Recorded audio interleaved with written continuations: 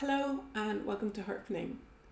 In this week's video we're going to do improvisations on the melody of South Wind. I will give you some variation ideas and then we'll get into really improvising at the end of the tune or over the whole tune. I'll give you some ideas how to do that. I would really like to thank everybody on the comments that they gave me on last month's video about improvisation.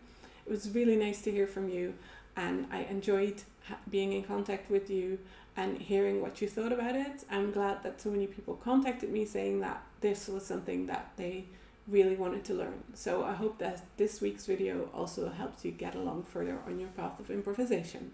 In last month's video, we made a pattern for the right hand and improvised only one bar. In this month's video, we're going to improvise on a melody. That means that we're kind of sticking to a basic structure still, which is in this case the structure of South Wind, the melody, but we're then doing little variations. There are some variations that are usually made in this tune and I'll tell you those first so that you know how to put them in. And then I'll give you some ideas on how to make different variations. It might be good to know that there's basically 3 types of improvisation you can do when you're improvising on a tune melody.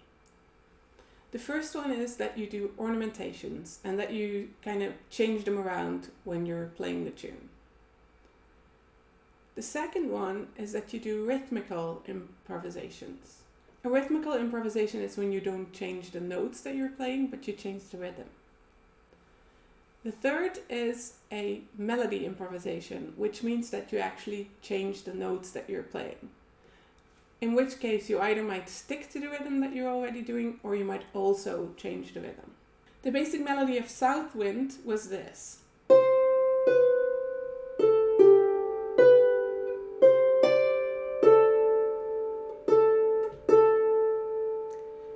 Now, if I was going to do an ornamentation, I could, for instance, do a small cut before I play the second note. So instead of doing C, B, I would do C, C, B. I'll do that again so that you can hear it.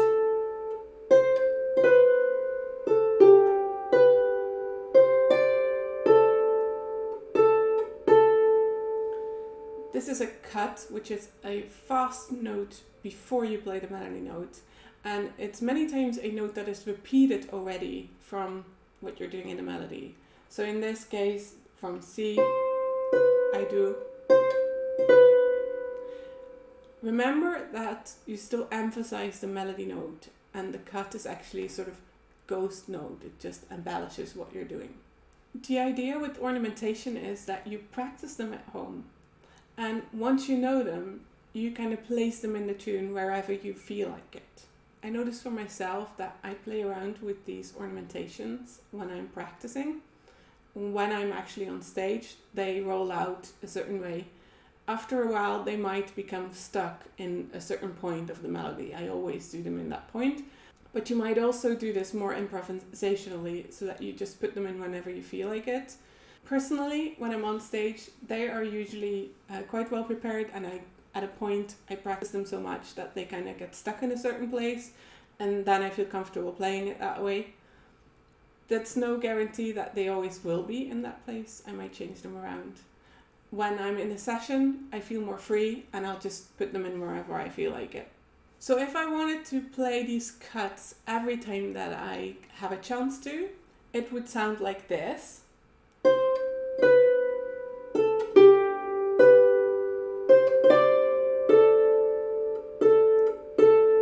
And that is only using the melody notes that are already there and I just play them fast again before I play the second note.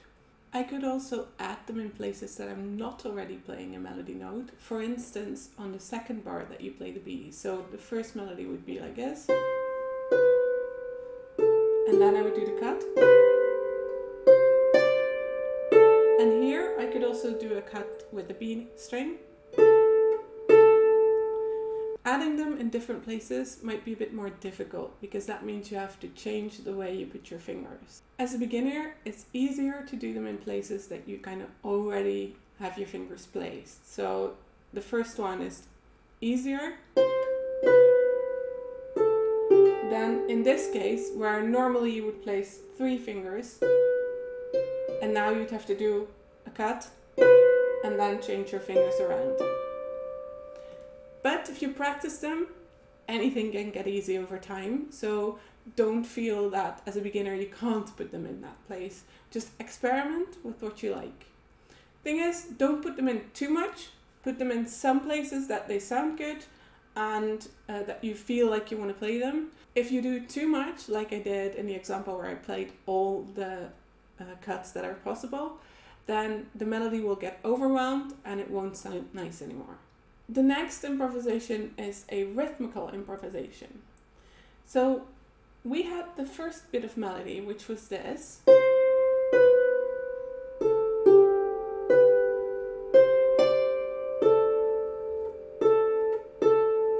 Now, instead of doing this long, short rhythm, the dotted quarter note and an eighth note, you could actually just play quarter notes. So you would get something like this.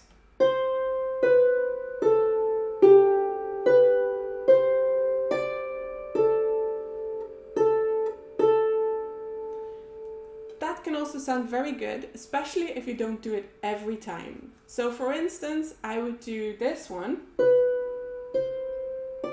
but only use that the second time that you're playing the melody. The first time I played a melody, I would play it normally. The second time, I would do the rhythmical improvisation. So I would go like this.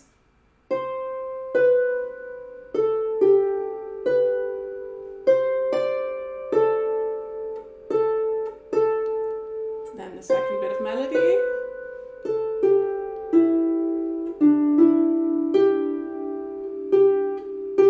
Now the repeat. Rhythmical improvisation.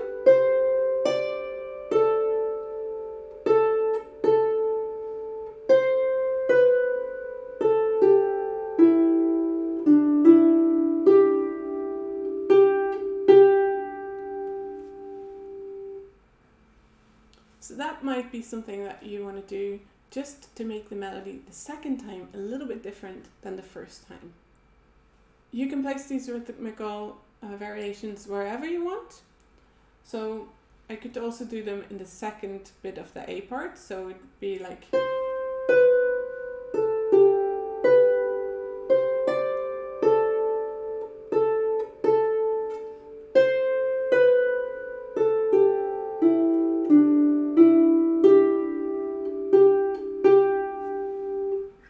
For playing rhythmical improvisation, it's very good to always stick to the basic tune first and then do the rhythmical improvisations either in the repeat of the melody or in the repeat of the whole tune so that you actually notice the difference.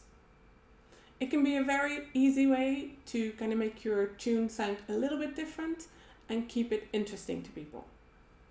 And since you're not changing the fingers that you're using, it is also a good way to improvise as a beginner and see what you can do. One thing to keep in mind when you're doing a rhythmical improvisation is that it's only an improvisation when you know that you're doing it. So be sure that you always know what the basic rhythm of your tune should be, and then be able to change it on will. That's when you are improvising.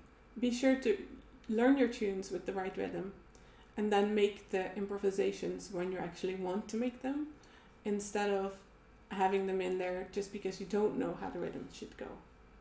Now for the tune South Wind, this rhythmical improvisation that I did of making it all quarter notes is quite common to do. I can give you a bit less common rhythmical improvisation. That would be in the B part. So the B part was like this.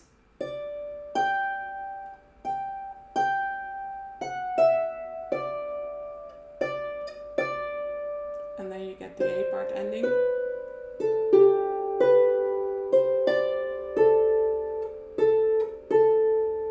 What you could do, for instance, is on that G, the high G, make a rhythmical improvisation.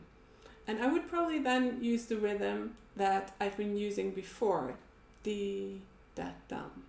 That's kind of the rhythm of this tune. So it would sound something like...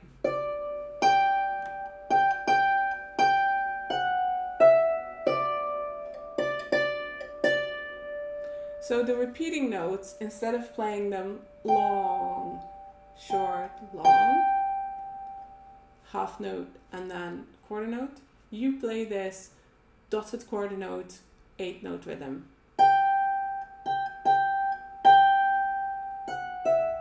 Again. That one is a bit less common to do, but it can be a very nice improvisation when you want to do it. So let's talk about the melodic improvisation. The melodic improvisation actually means that you're going to have to change the way you place your fingers. So this one might be more difficult when you're a beginner or when you're a beginner on this tune, when you don't know the tune well enough. Basically what you'll need to do is really practice the tune until you have the right fingering for it. You can play it without thinking and then change it up, but know where your fingers are going to have to go when the next bit of melody arrives. One easy way to do it in this tune is to change those notes that are repeated. So in the first bit you have that A after each other. Instead of doing that, you could just add an extra note, the B for instance, and you would play this in the dotted quarter note 8-note rhythm. So you would do A, B, A. This makes it different than playing a cut, because when you play a cut, it's really fast. When you're playing this dotted rhythm, it's a bit slower. So the B actually also gets some emphasis. So it's A, B, A. When I play that in the melody, it's going to sound like this.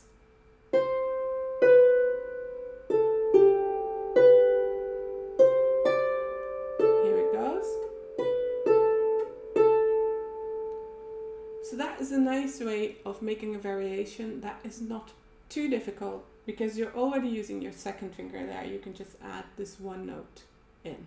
The same thing you can do on the B part, where you have the repeated D, for instance. You would get something like this.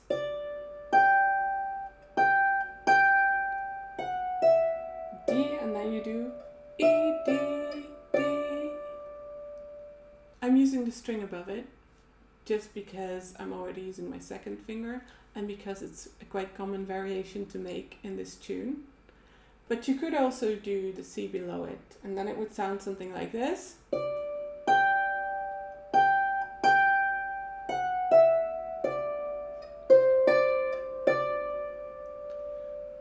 Or even a B below it.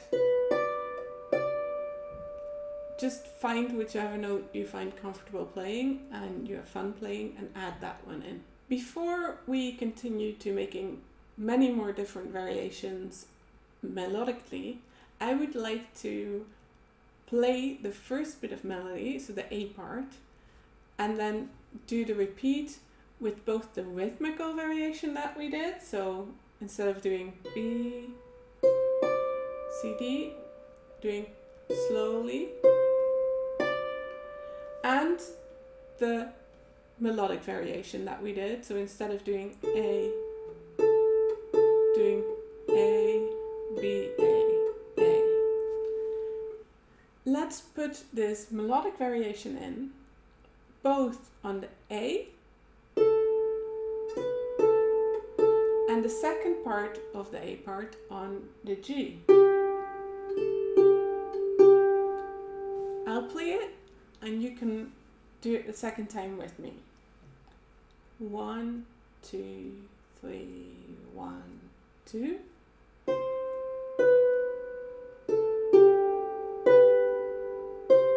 Variation.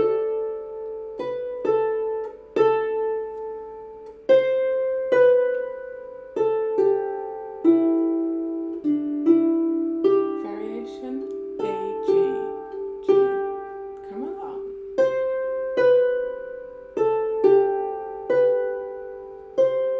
Variation.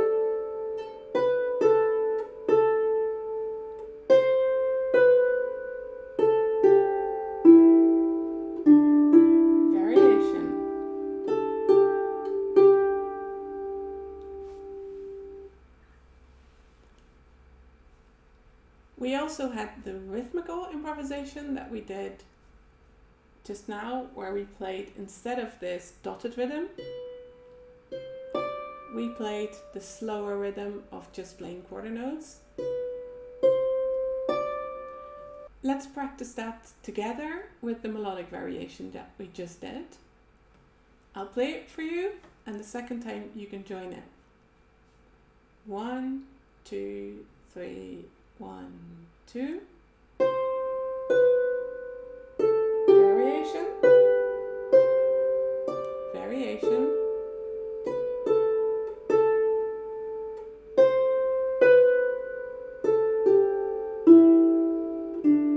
And variation again.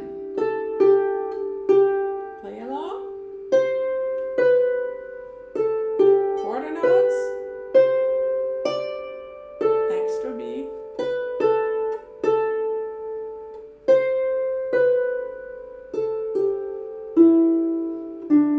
Extra A.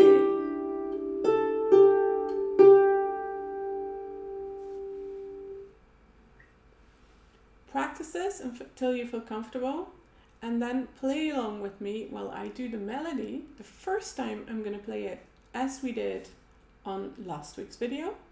No variations. The second time we're going to add in the variations. 1, 2, 3, 1, 2.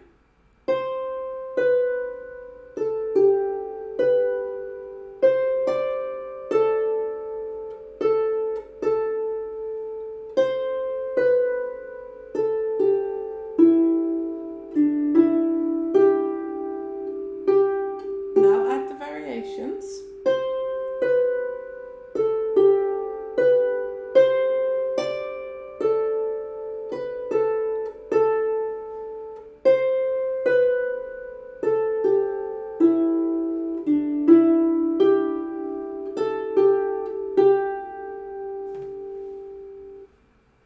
Well done.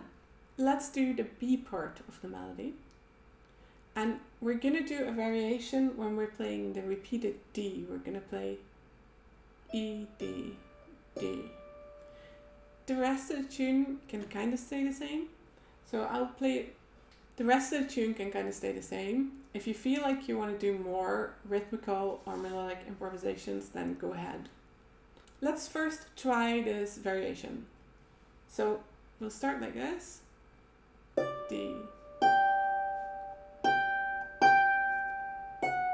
And now we're going to do E, D, D. Ending.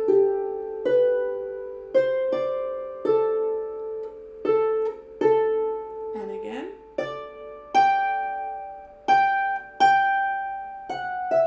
Variation.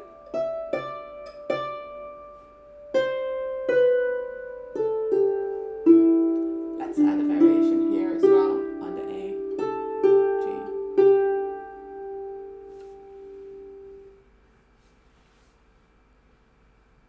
Let's do that together. 1, 2, 3, 1, 2.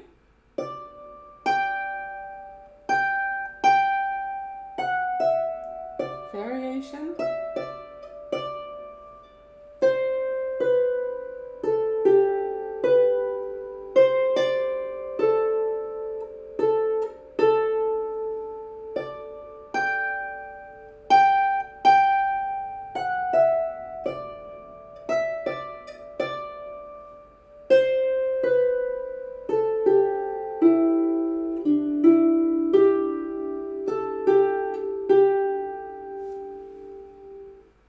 I would like to give you 2 more ideas for improvisation, and both will be more melodic improvisation. The first idea is to change the end of every sentence. Because you have these repeated notes on the A or on the G, there's actually a good way that you can just add some extra notes and make it your own. I'll give you some ideas, I'll play some, and you can see what it sounds like.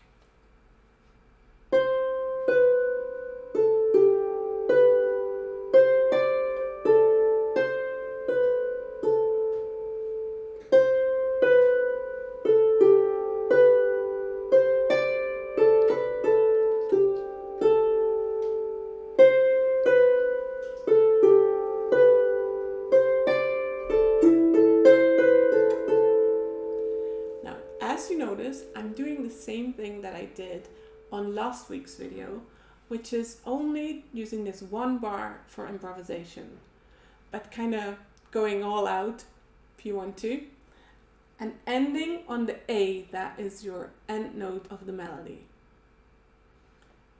You can do this however you feel like.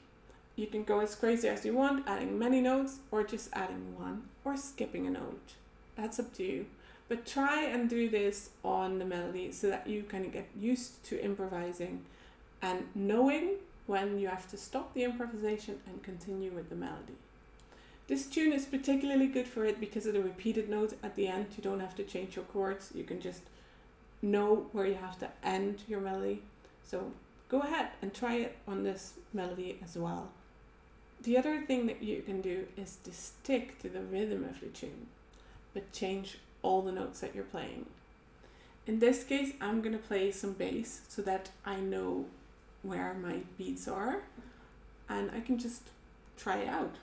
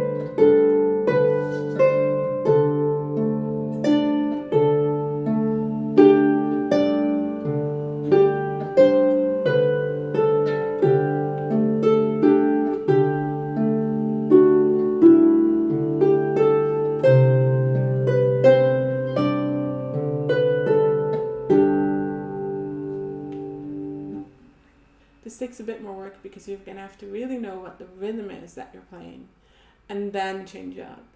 I did it over the whole tune. You could also just say, I'm just going to do the first sentence and repeat that. It's easier to do when you have a bass going. So what I'll give you is a download for a bass pattern that you can just put on and play over so that you know what the chords are going to be like. And as you noticed just now, sometimes with me as well, it doesn't sound the way I expected, or it might not sound all that nice. But as long as you know where to get back to, the last note of the piece is a G in this case, then you're good to go. Let me know what's happening and how it's going for you. And I'll see you next week in the video about how to do a bass to the melody. Not separated, but actually playing the melody and the bass at the same time and making a kind of arrangement of this tune.